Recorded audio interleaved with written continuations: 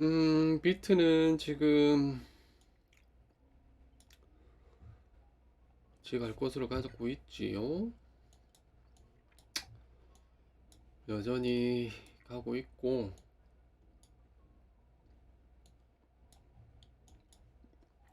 지금 여기가 이런 부분이 결국에는 반등 파동이 될 수 있어요. 여기처럼 이런 부분이 되는 거죠. 크게 보면 여기 부분이랑 여기 부분이랑 결국엔 여기도 반등 파동이었고, 지금도 반등 파동이었고, 다시 밑으로 갈 수 있는 파동이 될 수 있는 거죠. 지금은 결국에는 고점을 높이지 못하고 반동 파동이 될 수밖에 없는 형태 구조를 띠고 있다. 지금은 편의점 갔다 오는 게 문제가 아니라 채팅을 쳐줘야지.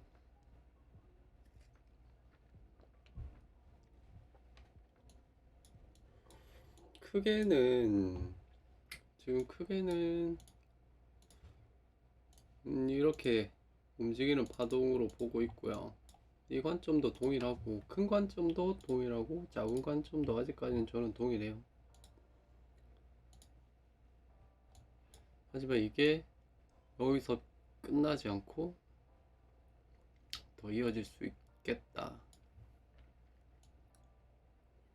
근데 여기서 끝나는 게 또 조금 어색하긴 하거든요. 이게 거의 이 부분, 이 부분, 이 부분들이 시간상으로 다 같아가지고 한 파동으로 묶일 수가 없어요. 구조상.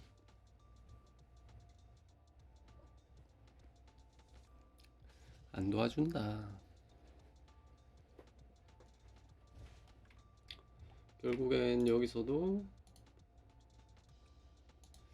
지금 382를 못 넘었죠. 382. 382를 못 넘고 하락했고, 여기서도 지금 382를 넘어주느냐 못 넘어주느냐 그 차이거든요. 지금 382 보시면은 제가 채널 그어놓은데, 채널 그어놓은 데에서 382 정도니까 채널 라인 정도 되겠네. 확장 채널에서 두 번째 채널, 첫 번째 채널 하단과 두 번째 채널 상단, 여기 정도 되겠고, 일단 얘가 다시 플랫 형태로 다시 올라와 주면 다시 임펄스 형태로 구조적으로는 볼 수 있지 않을까 하는데, 글쎄요, 이렇게까지는 계속 보고 있진 않았었으니까 저는 결국엔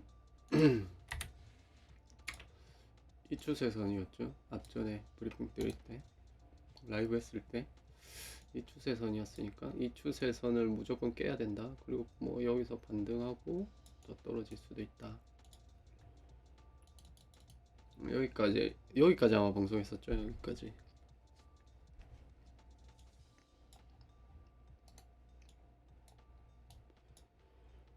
테더를 보더라도 일단 이 부분이 중요하긴 해요. 지금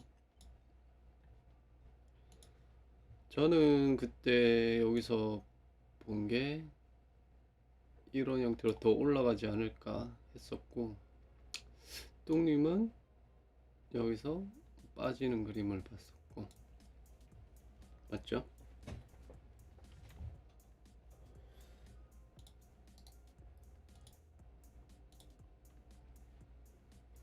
지금은 뭐 둘 다 가능성이 있으니까,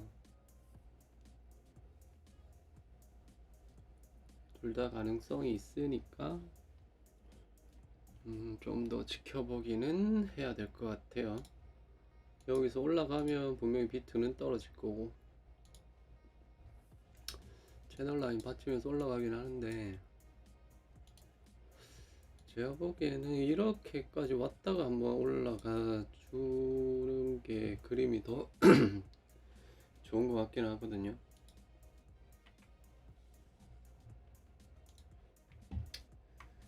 그러면 비트는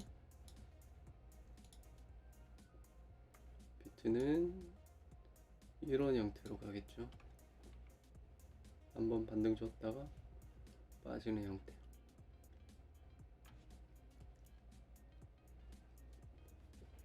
아마 저 라인까지 빠지면 이런 형태가 되지 않을까 싶은데,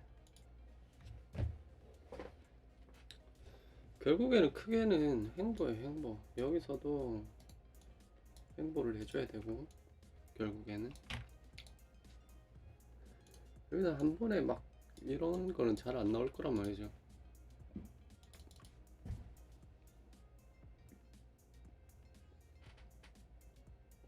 참외 먹었더니 딸꾹질이 나네.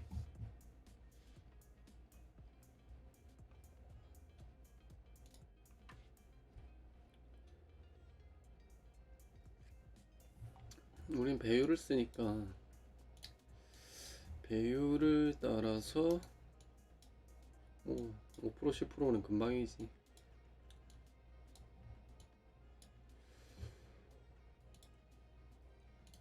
여기도 보면 하락할 때 채널을, 기준 채널이 여기죠. 기준 채널이 여기고 하락하면서 정확하게 찍고 반등해줬고,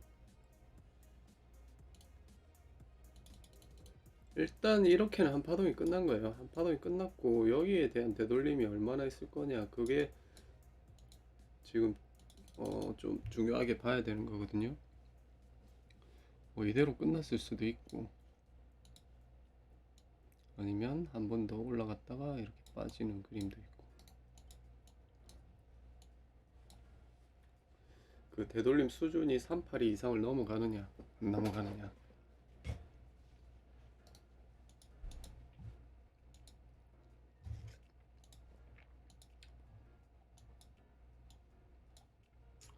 그렇지 않고 382를 못 넘어주면 결국에는 재차 하방으로 내려가는 그림이 나올 수 있다.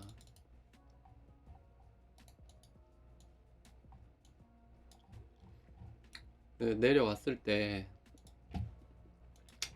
그리고 지금 내려왔을 때 이 채널을 지켜주느냐 못 지켜주느냐, 이렇게 마무리되면 다시 올라갈 수도 있거든요. 올라가는 그림을 생각해 볼 수도 있어요. 그러면 한 파동 떨어지고 여기서 수렴 형태로 마무리되고 올라가는 그림이니까.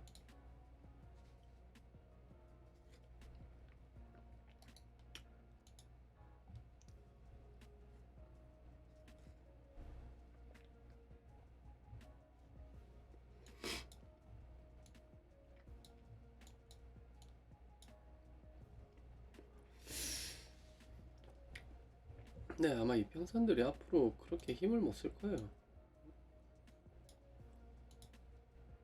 어떤 역배열도 아니고 정배열도 아니고 지금 어떻게 보면 중립 상태라서.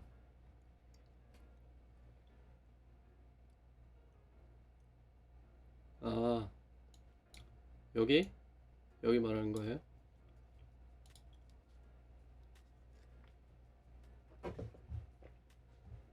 이거는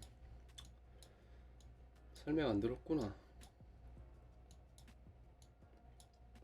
설명 안 들었어. 얘는 일단 여기를 한 파동이라 봤을 때, 그러면 다음 파동이 A, B, C, D, E, 여기가 끝점이다. B파. 그럼 여기가 A가 되잖아요. A, B, C가 될 거잖아. 그러면 OB 라인을 연결하는 라인이니까 수렴 형태니까 끝점이 여기거든. B파의 끝점. 수렴 형태로 봤을 때 이게 완전 수렴이라는 건 아니에요. 이제 확정 난 건 아닌데, 제 관점에서 이렇게 봤을 때 이렇게 긋는 게 맞지 않을까 싶어서 끄은 거예요. 아시겠지요? 만약 누군가는 A, B, C 이런 형태, WXY 형태로 본다면 OB 라인이 이렇게 나오겠지. 그러면 이 파동은 지금 얘를 깨로 내려와야 되는 거고, 이게 이대로 끝나는 조정 파동이라면 깨고 내려와야 되는 거고, 그게 아니라 내가 보는 게 맞다면 이렇게 긋는 게 맞다는 거죠. 저는 일단 이렇게 봤으니까 여기서 시작하는 파동은 무조건 이 라인을 깨로 내려올 거다 라고 말한 거고, 그리고 피보나치로 그었을 때도 이게 거의 213 정도 될 거예요. 213 조금 넘는 213 정도. 근데 그 거의 WXY로 떨어진 거라 봐야 되거든.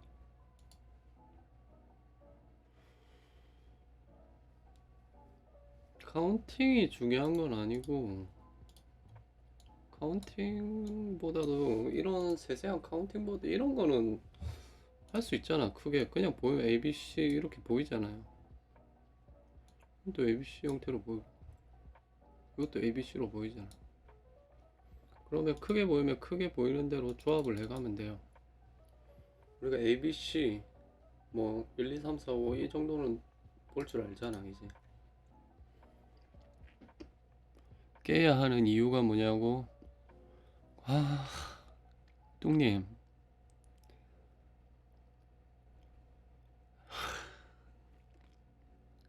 뚱님, 이러기야. 이럴 거야 진짜 뚱님. 자, 깨야 하는 이유. A, B, C 이런 파동이 있다. 그러면 O와 B를 연결하는 라인이 있으면 파동이 끝나면 데를림에 의해서 이 파동의 다음 파동이 진행될 때 이 OB 라인을 통과하면서 이 파동이 끝난 걸 말해주는 거죠. 이게 여기서 만약에 깨지 않고 계속 여기서 올라가는 형태에 나오면 이 C 파동 자체가 연장이 되거나 아니면 이 ABC라는 카운팅 자체가 틀린 거죠. 나는 처음에 만약에 뭐 이런 파동인 줄 알았어. 이런 파동인 줄 알고 A, B, C 이렇게 카운팅을 했단 말이에요. 근데 여기서 한 파동이 가고 조정이 나오고 또 쏘고 조정이 나오고 또 쏘고 이렇게 되면은 카운팅이 달라질 수가 있겠죠. 이건 애초에 1, 2, 3, 4, 5 뭐 이렇게 나오든지 1, 2, 3, 4, 5 이렇게 나오든지 카운팅이 달라질 수 있죠. 어떤 카운팅이나 파동이 끝났다는 거를 말해줘요. 이렇게 추세선을 깬다는 거.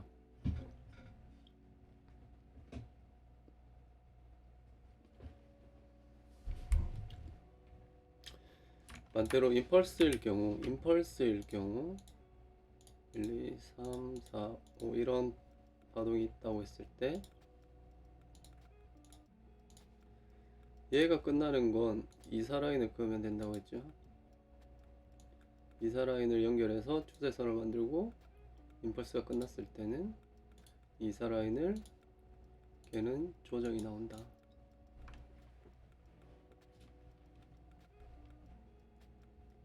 오케이, 아시겠죠? 이런 조정이 나온다. 그러면 제가 생각했을 때는 이런 파동이었다는 거예요. 그냥 이런 형태의 파동이었다. 그래서 나는 그냥 이렇게 보고 이렇게 그어 놓고 이 파동이 한번 내려오면 깨고 내려갈 거다. 이 파동이 끝났으면 이 추세선을 깰 거다 라고 말한 거였고요.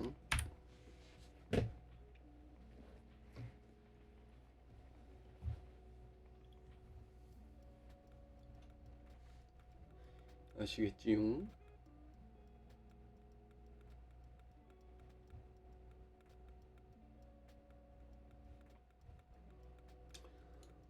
카운팅이 많이 달라요?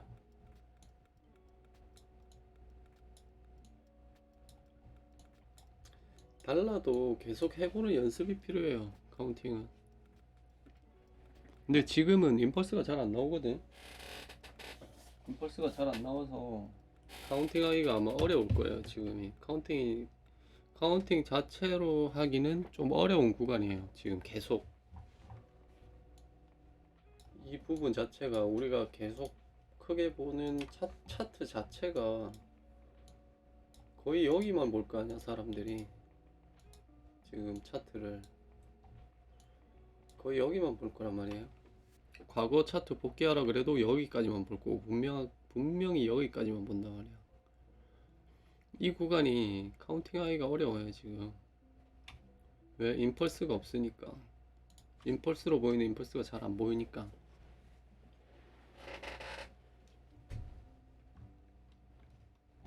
카운팅 하기가 아주 어렵거든.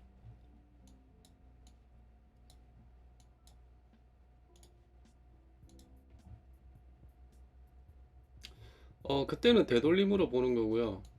오비 라인을 깨면 어디서 설명을 해줘야 되나?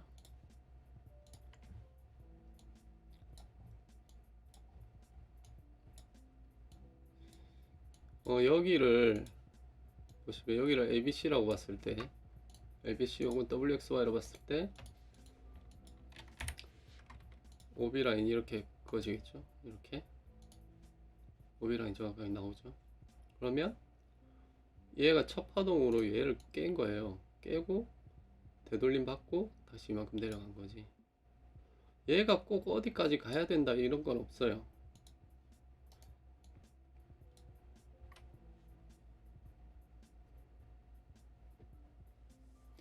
얘는 되돌림에 의해서 전체 파동의 되돌림으로 잡아야 되는 거지.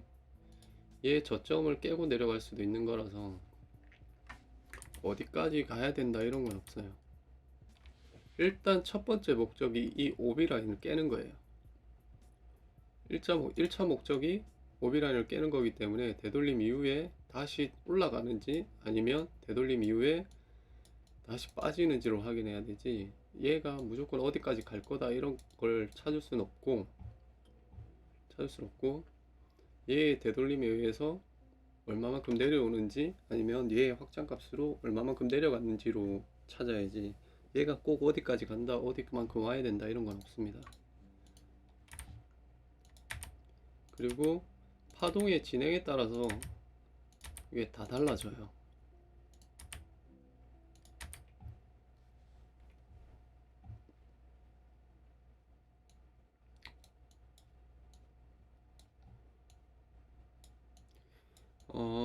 보자. 이렇게 설명드리면 되려나? 만약에 1파, 2파, 3파, 4파, 5파가 있었을 때 우리가 이사 라인을 이렇게 잡았다고 칩시다. 이사 라인을 이렇게 잡았다고 칩시다. 그러면 얘는 얘를 깨는 되돌림이 있을 거 아니에요. 근데 이 형태가 여기서 뭐 이런 형태가 될 수가 있고, 다시 그릴게요. 뭐 이런 형태의 조정 파동이 나올 수 있고, 여기서 이렇게 다시 이런 형태의 조정이 나올 수도 있거든요. 그리고 여기서 이런 형태의 조정이 나올 수 있고, 하지만 여기서 더 진행되는 임펄스일 경우 이게 1파고 다시 뭐 2파, 3파, 4파, 5파 이렇게 올라가는 임펄스가 진행된다고 했을 때 얘는 저점을 깨지 않는 선에서 되돌림을 지키겠죠. 되돌림을 지킨다면 가장 먼저 생각해 볼 수 있는 게 618이고, 그리고 절대 임펄스에서는 저점 1파가 저점을 깰 수는 없으니까, 시작점을 넘어갈 수는 없으니까 이 안에서 되돌림이 만들어지겠죠. 항상 파동을 보고 파동을 하신다면은 파동을 보고 쫓아가면서 그 되돌림 값을 확인해 가면서 그 값을 찾아야 돼요. 무조건 깼다고 해서 얘가 첫 파동에 어디까지 가겠지 이런 건 없어요. 아시겠죠?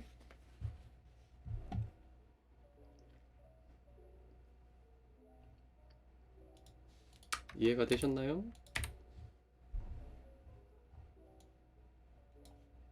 그리고 ABC일 경우는 OB 라인이 이렇게 있다고 했을 때 얘는 진짜 어디까지든 갈 수 있어요. 이렇게 내려올 수도 있고 저점을 살짝 OB 라인만 살짝 깰 수도 있고 나올 수 있는, 저는 채널로 거의 확인을 하죠. 채널로 확인하죠. 채널이 좀 좋은 방법인데 이게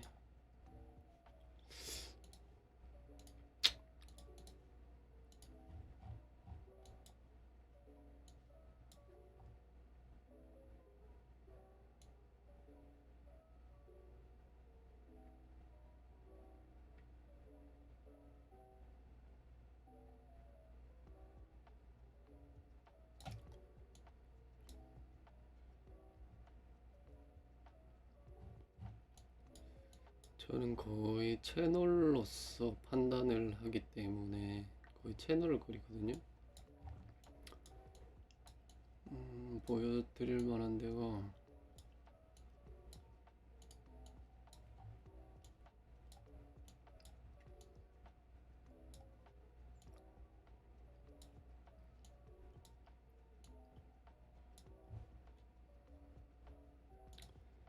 보통 뭐 이런 식의 채널을 그린다거나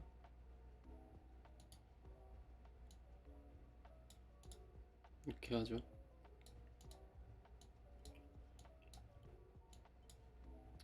그러면 카운팅을 1, 2, 3, 4, 5 이런 식으로 끝날 수 있거든요. 얘는. 그리고 확인하는 거죠. 1파,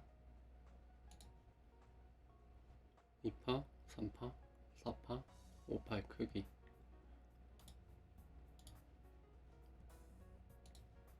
(1.618) 이상 넘어갔고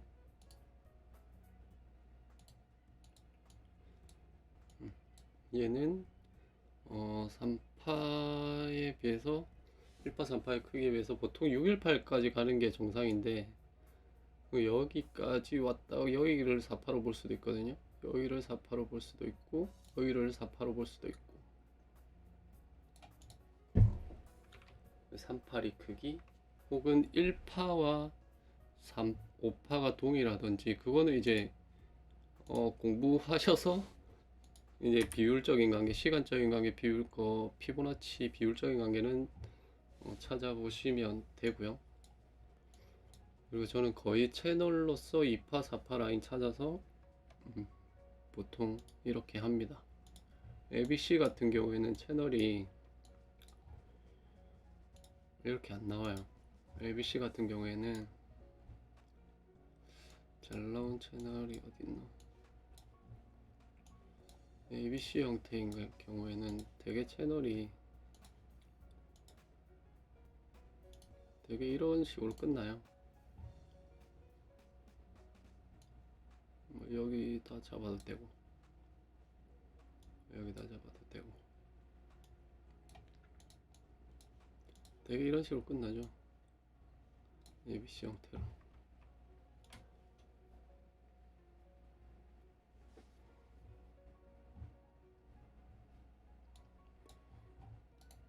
그리고 여기도 크게 보면 ABC 형태로 볼 수 있는데 여기 WXY니까 WXY로 본다면 여기도 채널을 그어보는 거예요. WXY. 그럼 채널이 이런 형태로 나올 수 있거든요. 뭐 여기까지 그어도 되고 꼭 끝을 안 맞추셔도 돼요. 채널 그릴 때는. 그러면 크게 이런 형태로 WXY 형태. ABC나 뭐 WXY나 뭐 똑같은 거니까.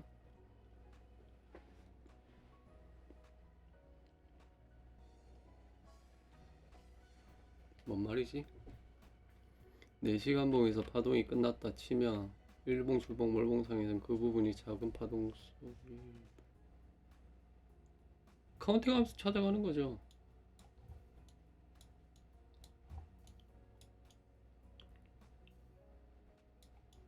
카운팅하면서 찾아가는 거지.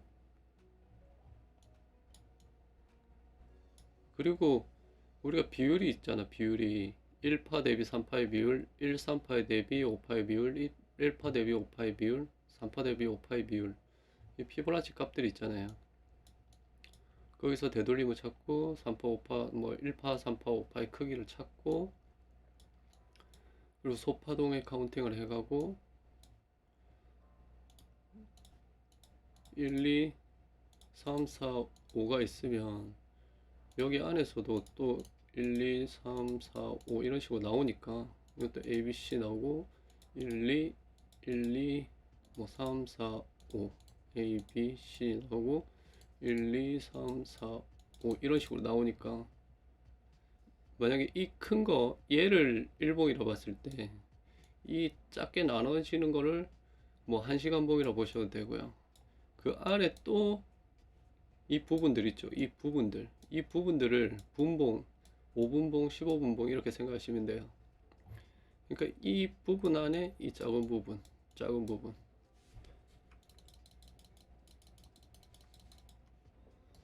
이렇게 생각하시면 됩니다. 뚱님이 말하는 게 이거 같은데.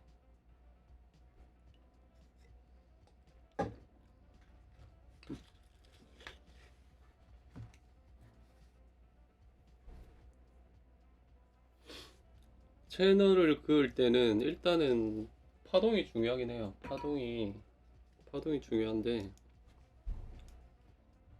미들선은 크게 신경을 안 쓰는 편이거든요. 만약에 이렇게 큰 파동이 있다고 했을 때 여기서 차트에서보다 일단 저기서 설명을 드리는 게 나을 것 같네. 이런 ABC라면 최소한 A, B, C가 안 나오더라도 A, B는 나와야 돼요. 뭐 출발 원점은 항상 나와 있는 거고 A, B가 나오면 일단은 여기 맞추는 거예요. 여기 시작점과 B파 끝점과 A파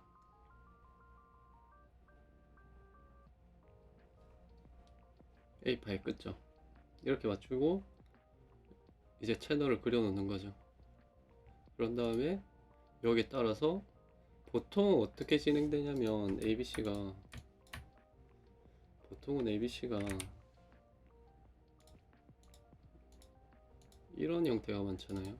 이런 형태가 많은데 여기서 와서 보통 여기 중단 맞고 좀 그림이 좀 그렇네. 보통 여기 중단 맞고 많이 떨어지거든요. C가 끝나는 게 끝점까지는 잘 안 가고 이렇게 가는 경우도 있는데 이렇게 가는 경우보다 이렇게 중단해서 끝나거나 혹은 다음 파동이 이런 식으로 빠지는 경우가 많아요. 이럴 때 중단을 확인하는 거죠. 이럴 때. 근데 기준이 되는 거는 A, B 그리고 A의 고점 O, B를 끊고 A의 마지막 윗선을 맞추는 거죠. 이해되시나요?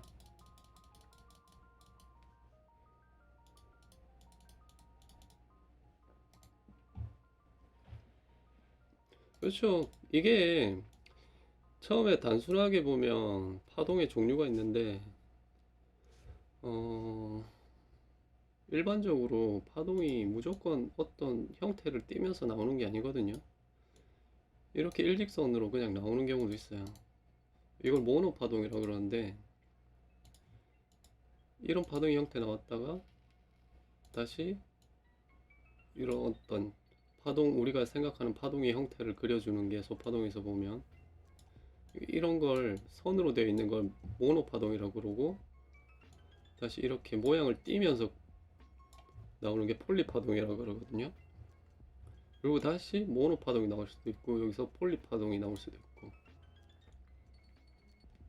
이런 파동들이 다 결합이 돼서 일단 어떤 한 파동을 만들어내는 거죠. 그리고 한 파동이 만들어졌을 때 더 큰 단위로 갈수록 이런 폴리적인 파동들이 만들어지고,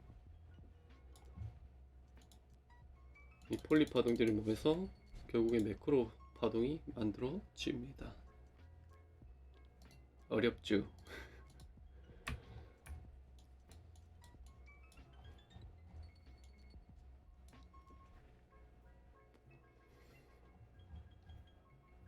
우리가 지금 4시간으로 보는 거하고, 보세요. 달봉으로 보면 쉽게 설명을 해드릴게. 그 부분에 대해서 어디 갔냐? 쉽게 설명하면, 이거는 파동이 없잖아. 달봉으로 보면 여기는 파동이 없잖아요. 그냥 어떻게 봤을 때 이렇게 여기서 이만큼 떨어졌다 밖에 안 보이잖아.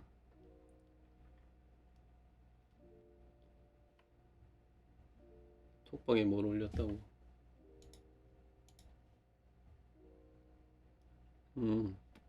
그렇지. 똑똑해. 이걸 가지고 설명해 드릴게. 보세요.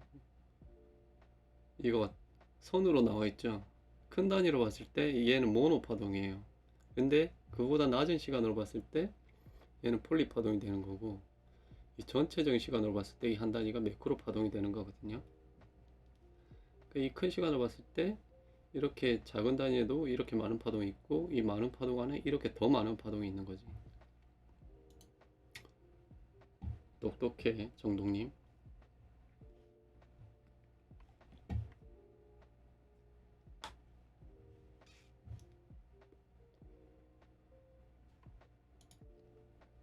잘했어.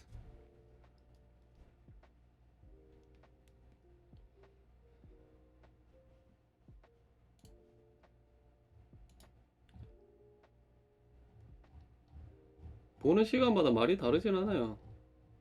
관점이 다른 거지. 보는 시간에 따라.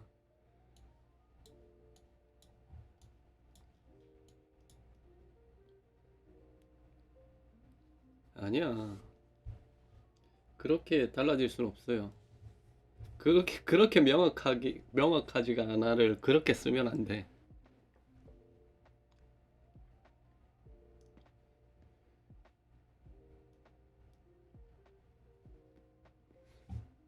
그걸 명확하지 않아를 그렇게 쓰면 안 돼요.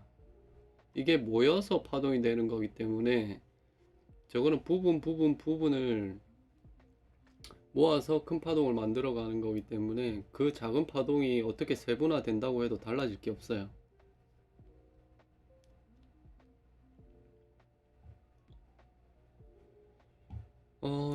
역배열, 아직까지 뭐 완전히 역배열이라고 볼 수는 없어 가지고요.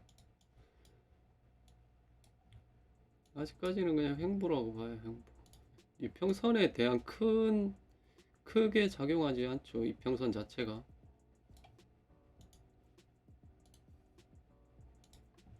주봉도 아직 역배열이라 볼 수 없고 다 꼬여 있는 상태니까 아직까지는 중립적으로 봐야죠. 주봉, 뭐 일봉 이런 건. 이게 장대 양봉이 나와야 된다 생각하지는 않거든요. 장대 양봉이 나와도 힘을 못 쓸 거예요, 아마. 이런 상태에서는. 저는 제일 바라지 않는 게 이런 완전 중립 상태로 가지도 않았는데 장대 양봉이 나오면 이 상승 추세를 이어가지를 못하거든요. 최대한 끌어모아야 돼요. 끌어모아서 이 힘을 만들어서 얘를 계속 디디고 가야지, 얘만 장대 양봉 만들어서 올라와 있으면 이평선과 이 캔들이 이격이 생기면 다시 처박을 확률이 높아요. 그래서 저는 장대 양봉보다는 차라리 지금 위치에서는 옆으로 빼주면서 이평선 모아주는 게 더 필요하다고 생각해요.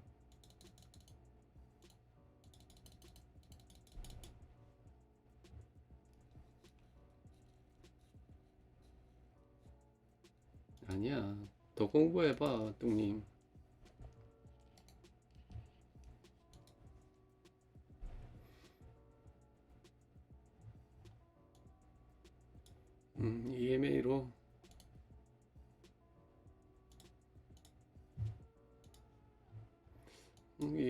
아직 뭐 그렇게 완전 역별이라고 하기에는 좀 그렇긴 합니다. 아직까지는 이평선 상태가 뭐 좋지는 않아요. 뭐 아주 좋은 상승을 만들어낼 만한 이평선 상태가 아니라서 저도 좋게 보고 있진 않아요.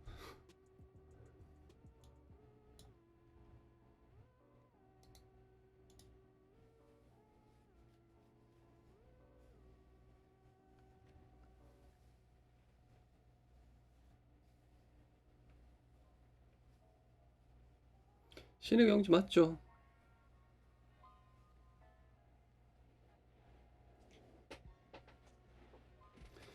솔직히 이걸 카운팅으로 비선항님도 마찬가지고 카운팅으로 매매를 하지는 않아요.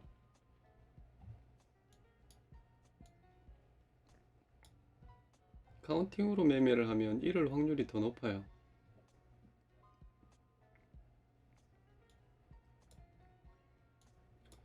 그래서 피보나치를 위주로 저 같은 경우는 채널을 쓰죠. 채널을 쓰고 피보나치 찍고 그 다음에 이평선 보면서 매매를 하는 거고, 그리고 어떤 매매를 하고 이 부분에 대해서 큰 관점에 대해서 관점을 잡아갈 때는 그때 우리가 엘리엇 파동을 쓰는 거지, 이 작은 파동 하나 이 부분을 나가면서 어디까지 가고 지금 몇 파동이고 이게 중요한 게 아니거든 매매할 때는.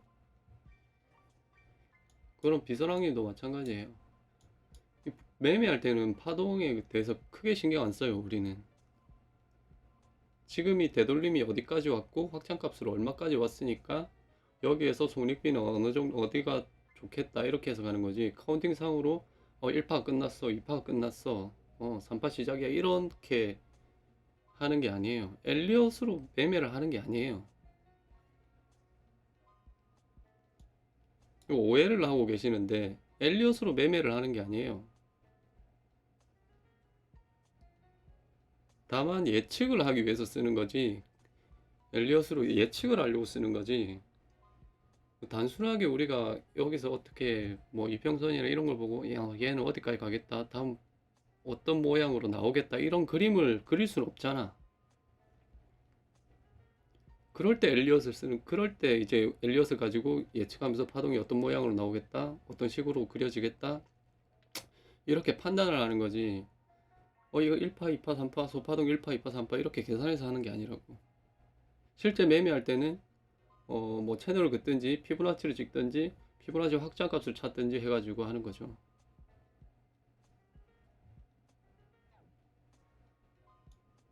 누가? 내가? 엘리엇은 참고용.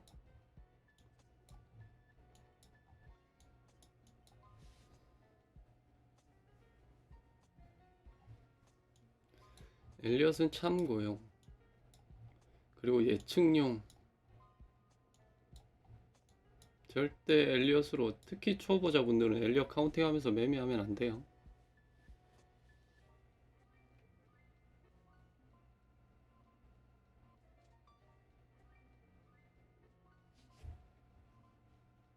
그러니까 그걸 어떻게 읽느냐 그게 중요한 거죠. 그게 개인 차이고.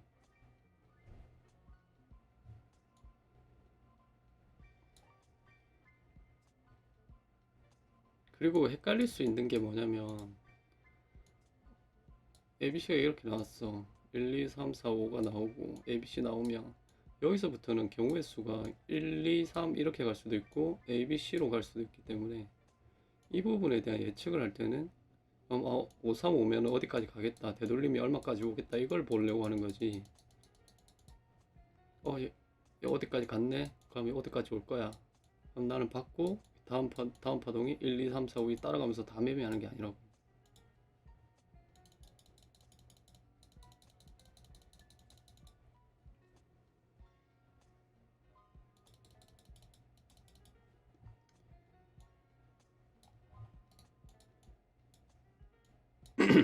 엘리엇은 잘 써야 돼.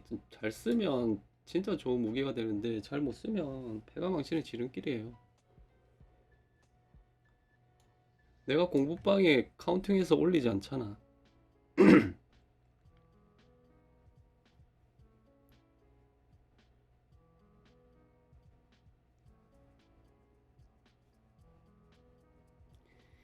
예측 매매를 하는 게 아니라 시나리오를 그리는 거지. 이런 시나리오를. 그 몇 개의 시나리오를 그리는 방법이 이대로 간다고 예측을 하는 게 아니라 시나리오를 그리는 거라고요.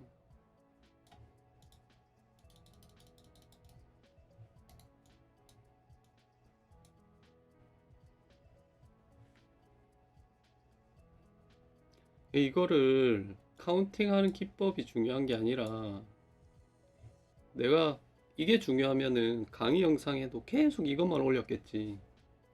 그리고 내가 관점 설명할 때도 계속 이것만 했겠지. 1파, 2파, 3파, 1파, 2파, 3파, 뭐 ABC 뭐 이렇게 했겠지.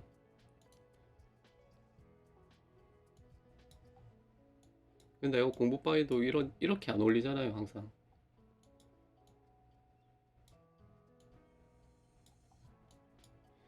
절대 내가 카운팅해서 안 올리잖아. 카운팅도 빼, 거의. 화살표로만 올리지. 카운팅도 안 해요.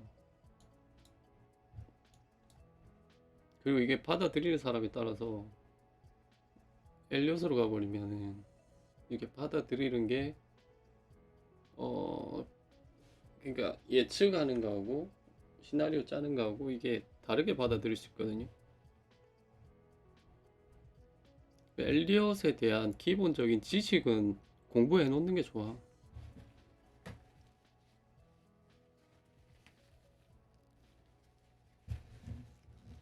그걸 꼭 써먹지 않더라도 해 놓는 게 좋아요.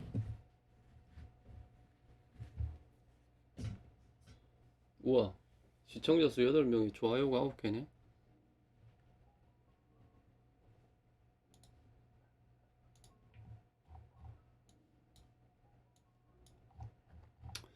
그리고 뭐 채널만 그려도 충분히 매매 가능해요. 저는 매매할 때 엘리엇은 잘 안 쓰니까. 결국 예측하고 이게 또 엘리엇이 좋은 게 뭐냐면 설명을 하기가 좀 좋아요. 설명을 하기가. 그래서 엘리엇을 쓸 수밖에 없는 거고.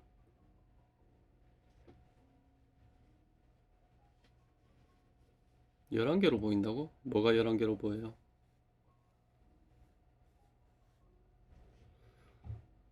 채널 그어놓고 그냥 매매하면 얼마나 좋아. 저점 잡기도 좋고.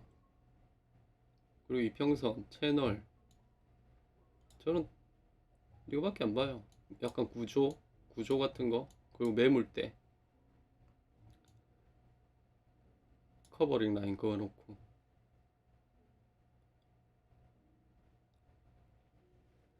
카운팅은 중요한 게 아니야.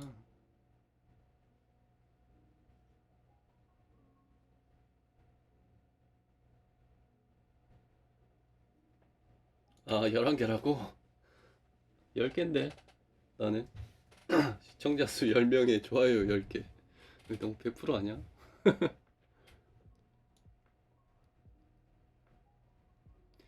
엘리엇은 웬만한 차트에 다 가능해요. 그리고 또 어떻게 쓰느냐도 중요하거든요. 엘리엇은. 솔직히 말해서 엘리엇이란 이론은 진짜 완벽한 이론이에요. 제가 생각할 때. 하지만 그걸 쓰는 사람이 잘 못 쓰고 있어서 그래. 그래서 욕먹는 거고. 엘리엇은 죄가 없어요. 엘리엇은 죄가 없어. 그걸 잘 못 쓰는 사람들이 죄지. 뭐, 저 같은 뭐 유튜버가 될 수 있지만, 저보다 뭐 구독자도 많고, 더 방송 잘 하시는 분, 차트를 분석 더 잘 하시는 분들도 잘못 쓰는 경우가 많아서, 그게 문제가 되는 거지. 엘리엇은 죄가 없어요.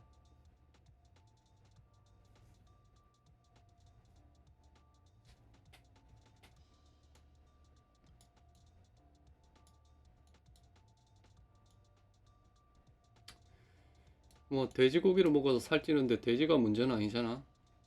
먹는 사람이 문제지. 먹어서 살찌는 사람이 문제지. 돼지가 문제는 아니잖아요. 그런 것처럼 이론은 진짜 좋은 이론이에요. 좋은 이론이고 정말 완벽한 이론인데 그걸 쓰는 사람들이 잘 못 써서 그래. 이런 건.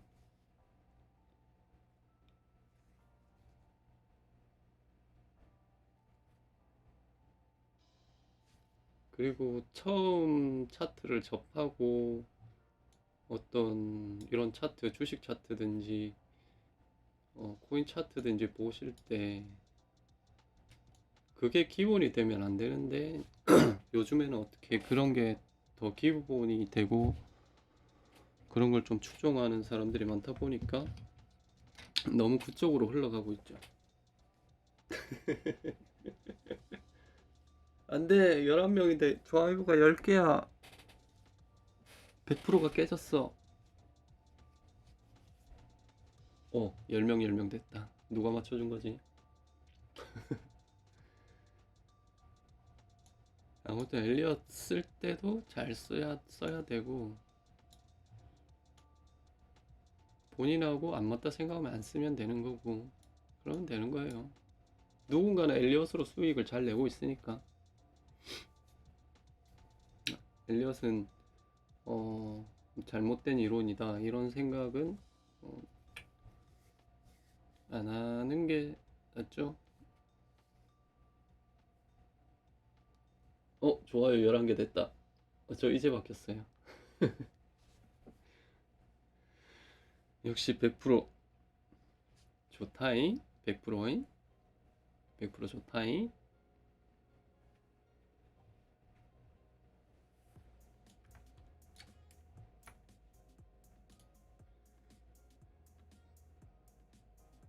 채널요? 채널 뭐 아까 다 해드렸는데.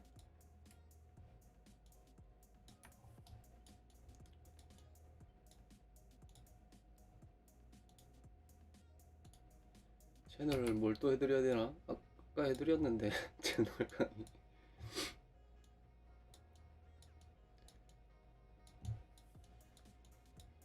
못 들으신 분 계신가? 채널 강의를?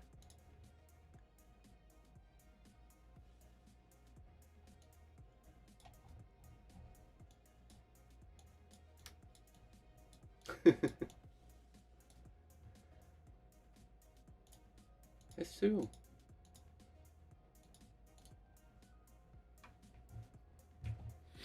기본적으로 일반적으로 우리가 추세선을 알잖아요. 추세선은 알고 있을 거고 이 추세선을 그리는 것도 무조건 파동이 있다고 해서 여기서 그냥 대충 이렇게 그려 놓는 게 추세선이 아니고 얘도 파동에 맞춰서 그린 거예요. 얘도 추세선 쓰는 것도 채널이든 추세선이든 얘들도 다 파동에서 파생된 거거든. 따지고 보면 결국에는 이걸 설명하면 결국 엘리어트로 가요. 엘리어트로 가. 추세선이나 채널을 정확하게 그리려면 엘리어트로 가야 된다. 엘리어트가 정의해 놓은 이론대로 가야 된다. 파동 매김으로. 이런 추세선을 그린다고 이런 점이 나왔을 때 저점 두 개가 나오면 그럼 기준이 되는 게 O라인이죠. O라인, 오리진, O라인이 되고 A, B, C가 나오기 전에 A, B가 나오잖아. A, B가 나왔으면 B의 저점에다가 채널을 그리는 거죠. 추세선을 긋고 추세선이 긋고 추세선 긋는 것처럼 B라인 맞춰서 다시 A라인 맞춰주고 보통 이렇게 나오거나 아니면 중단 맞고 떨어지거나 이런 경우가 많거든요. ABC는 특히나 535 ABC, 535 ABC에서는 이렇게 상단까지 오는 경우가 많아요. 대체로 이런 경우가 피보나치를 찍어보면 거의 1대1 수준이거든. 맞죠? 1대1이죠. 1대1로 오는 경우가 많기 때문에 보통 이런 경우가 많아요. 1대1까지 안 오는 경우, 좀 짧은 경우에는 이런 경우든가 아니면 옆으로 빠지는 경우, 짧게 끝나고 빨리 끝나거나 늦게 끝나거나 이런 경우에 여기서 끝났다 할 때 거의 1대1, 상단에 맞으면 1대1. 여기서 만약에 돌파가 나왔다 했을 때 그 돌파의 크기는 대체로 채널 2배만큼 커지더라. 했을 때 이 비율이 A파 대비 뭐 C파 크기가 1.618 대체로 1.618 정도 나오거든요. 이런 비율들이. 그러면 1.618 이상 나오니까 ABC가 될 수 있지만 뭐 1, 2, 3파가 될 수도 있다. 1, 2, 3파로 진행된다면 다시 4파가 오고 5파가 올라가는. 그러면 채널을 다시 그려야겠죠. 이럴 경우 1, 2, 3, ABC가 아니라 1, 2, 3, 4, 5가 나오면 다시 2, 4 라인에 맞춰서 채널을 그리고 다시 그리고 이런 식의 채널이 나오게 되겠죠. 그러면 이 채널은 없어질 거고 뭐 1, 2, 3, 4, 5 이런 형태가 나올 거예요.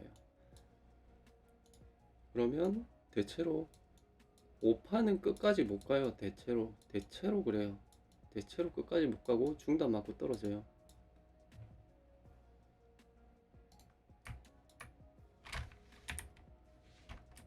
대체로 중단 맞고 떨어지는 경우가 많다. 이런 채널이 있으면 1, 2, 뭐 3, 4, 5가 있으면 중단 맞고 떨어지는 경우가 많다. 이런 식으로 중단 맞고 떨어지는 경우가 많고 ABC일 경우 빠졌다가 넘지 못하고 이렇게 빠지는 경우가 많다. 결국에는 여기 중단이 될 수도 있고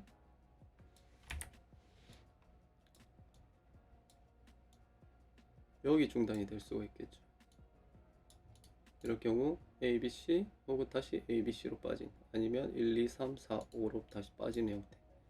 그럴 때 채널을 이용하면 이 중단에서 맞고 빠지기 시작하는 경우가 많아요. 그러면 우리는 고점에 못 잡았더라도 되돌림 이후에 채널 중단에서 숏을 진입하면 수익을 얻을 수 있다. 아시겠죠?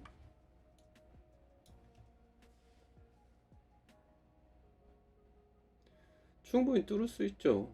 뚫는 경우 나오죠. 그때 뚫었을 때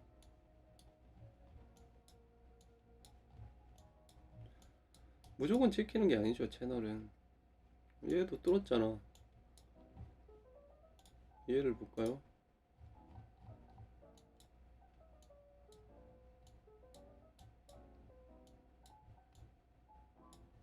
얘도 ABC 형태로 빠졌잖아요. 여기서.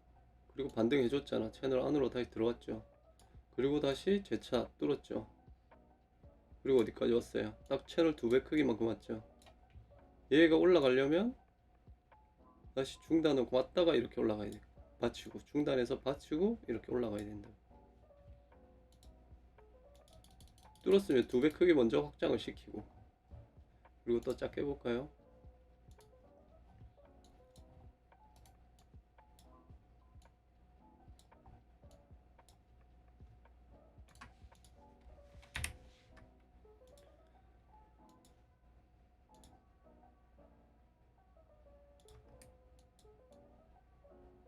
이거 어떻게 딱 맞죠? 2배 크기.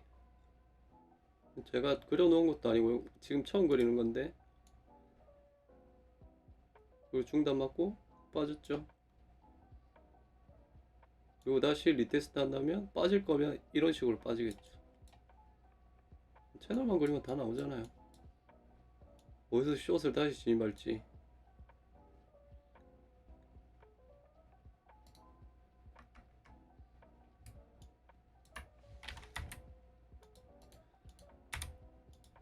저갱이라면 어디를 말씀하시는 건지 모르겠지만 전체적으로 봤을 때는 하방 관점이 큽니다. 하방 관점이 크고, 제 보는 관점에서는요, 하방 관점이 크지만 바로 내리꽂는 빅쇼트가 나오지는 않을 것 같고요.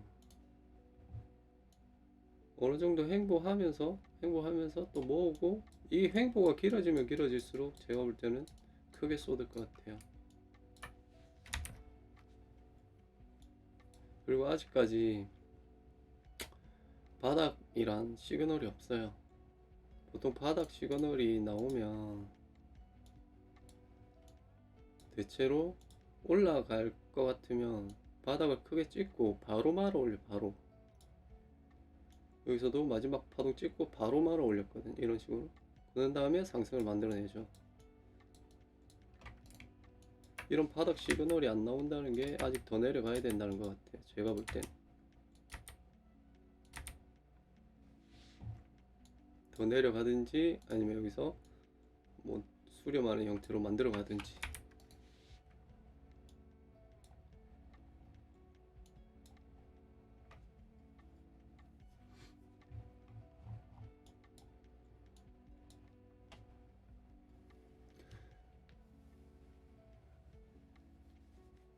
라랄랄라님 도움이 되셨나요? 이해되셨어요? 채널 강의 더 필요하신가요?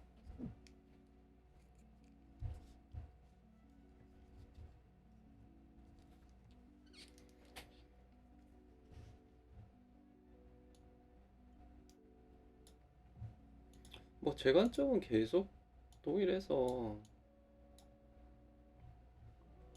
여기서부터 그랬어요. 여기서부터 올라갈 때부터 여기 제가 커버링 라인 예전에 이렇게 잡아놓고 있었죠. 이렇게 잡아놓고 있다가 얘가 올라왔을 때의 상방 관점이랑 하방 관점을 그때 다 설명드렸었고, 결국에는 커버링 라인 묶으면서 하방 관점으로 상방 관점은 없어진 거죠. 그때부터 일단은.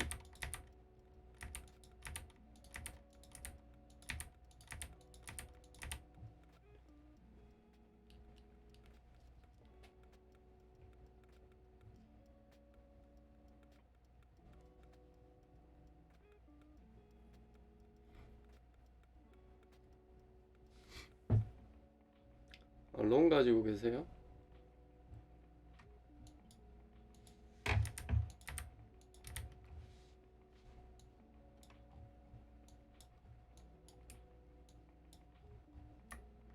정동님 채널 이렇게 안 그렸죠?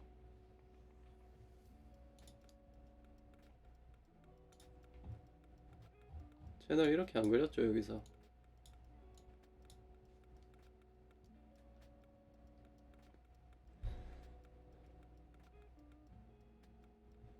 근데 채널을 이렇게 그렸으면, 그리고 이평선을 봤으면 여기서 숏 잡을 이유가 1도 없었어.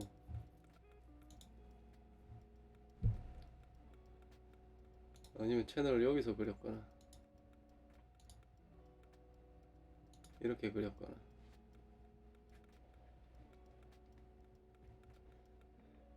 이렇게 그려도 저기서 숏 잡을 이유가 없죠 거의.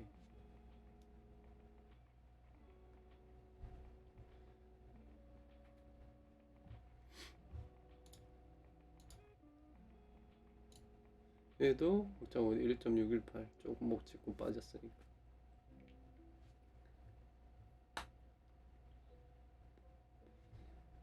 1.13 정도 갔나? 1.13에서 저항 맞고 조금 빠졌네.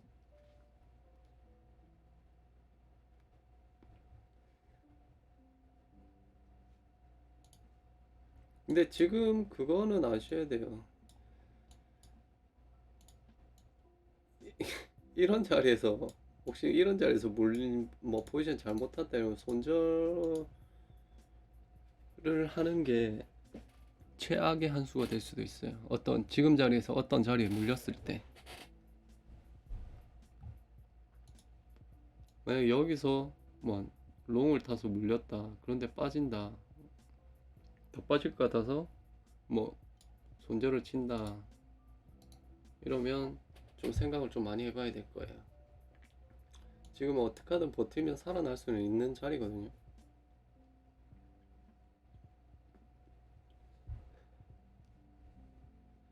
요 채널 그렸다고?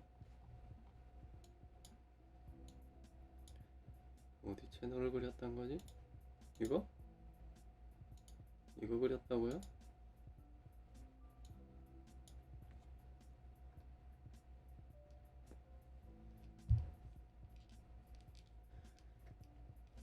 이미 채널을 그려도 파동이랑 상관없이 그려버리면 채널이 힘을 못 써요.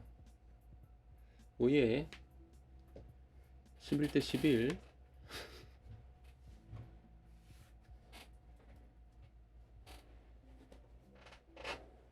11대 11. 채널도 잘 그리셔야 돼. 내려가는 거 확장. 내려가는 확장이 그릴 필요가 없잖아. 파동이 완성이 안 됐는데 이대로 끝나는 파동이 어딨어.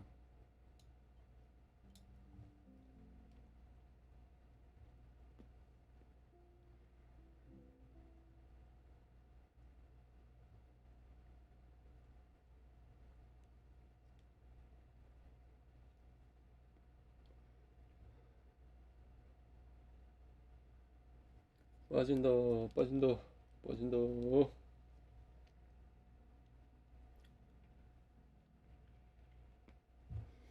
일단 테더도 같이 보시는 게 좋아요. 테더도 같이 보시는 게 좋고, 저는 채널을 이렇게 그려놓고 있으니까 좀 어지럽긴 한데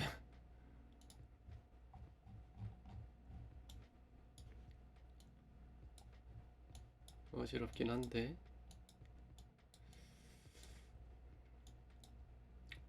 일단 최대값은 저는 테더로서는 여기까지 보고 있거든요. 이런 형태를 보고 있긴 한데 어디까지나 그냥 보고 있는 거고, 여기서 중단 못 넘으면 다시 빠졌다가 다시 한번 반등했다가 이런 식으로 빠지고 내려갈 수가 있으니까, 테더가 빠지면 비트는 다시 올라가겠죠.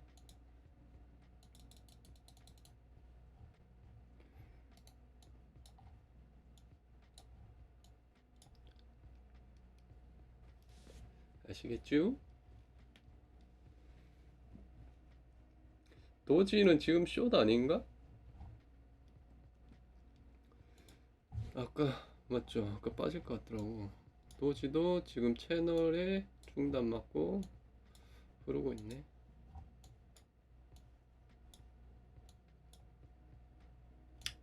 이 상태니까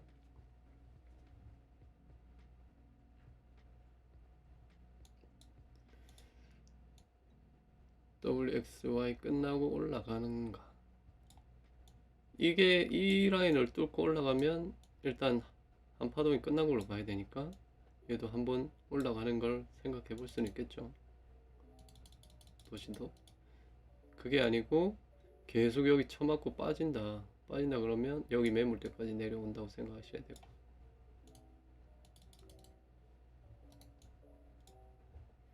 잘했어 잘했어 잘했어 잘했어 잘했어 잘했어.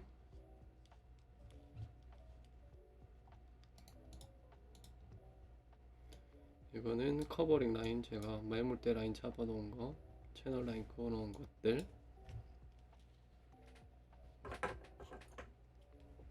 아시겠죠?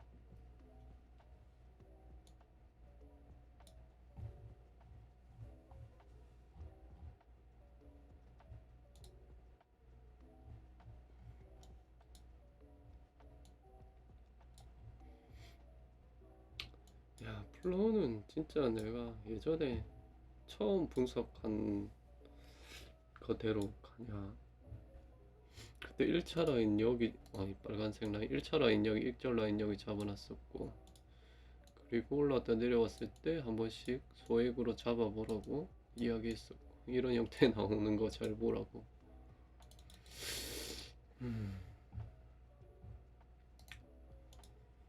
분석할 게 없네 딴 거는. 오늘 여기까지만 할까요?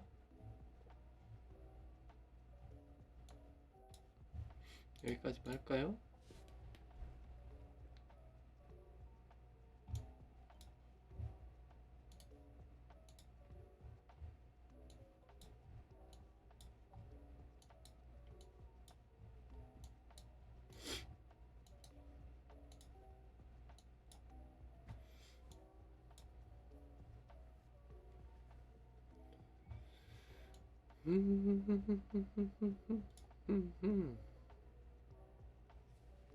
여기까지 하면 되겠습니까?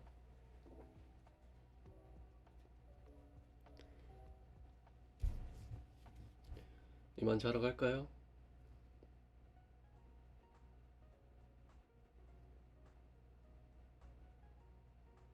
포지션 잡고 싶다고?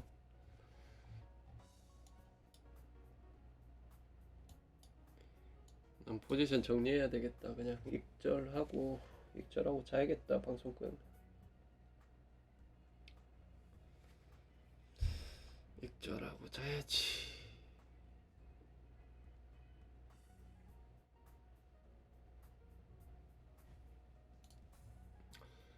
다들 고생하셨습니다. 오늘은 여기까지 하겠습니다.